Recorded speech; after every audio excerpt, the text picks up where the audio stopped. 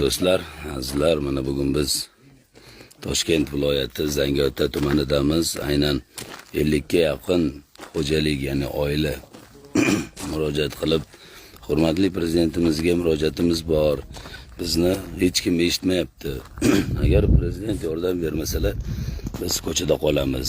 Oldinda qattiq qish fasli kelmoqda. Uyimizni buzishmoqda. O'sha degan bir vaj bilan murojaat qilishdi va biz mana Feruz Jo'rabek, Notabek Hamidov, bloger Sirojiddin Media birgalashib keldik. Aynan mana xonadonlarni Quyosh ko'cha buzilayotgan jarayonlarini ko'rishingiz mumkin. Hozir bu yerda kameralarimizga intervyu berishmoqda, ya'ni prezidentimizga murojaatlarini yo'llashmoqda. Toshkent viloyatiga bir borishganda miting qilsa degan masala bo'lib, shunaqa bittasini qamashgan ekan. Shunga endi murojaatimizni ijtimoiy tarmoq orqali yo'llamoqchimiz degan iltimos bilan bizga murojaat qilishdi.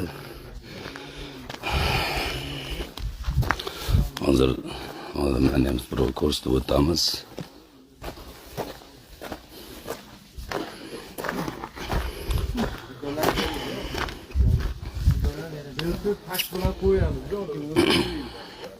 Shu uy buzilish jarayonida ichki ishlar xodimlari ayollarga tan jarohat yetkazgani haqida ham gapirishmoqda.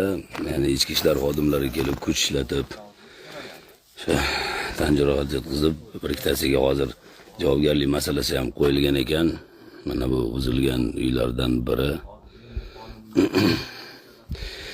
Endi bularga kimdir qaror bergan va o'sha qarorga asosan 2008 undan oldin ham uylar qurilishi boshlangan. Bu ko'chalarda 50 ta xonadon qurilgan. Oradan yillar o'tib 2021 yoki 2023-yilda Senat ushbu yerni bo'sh deb o'ylab bergan takliflariga asosan qabriston uchun deb ajratgan ekan va bu joylarni buzishga noqonuniy qurilma qilingan deb o'sha hammaga qaror yasab bergan odam bugun qamalib, 50 ta odam, 50 ta oila ko'chada qolishayotgan ekan. Shunga prezidentimizga murojaat qilib yordam so'rashyapti. Mayli, to'liq videoni, murojaatlarini YouTube kanallarimizda va Facebook sahifalarimizda ham qo'yamiz albatta tez kunlarda.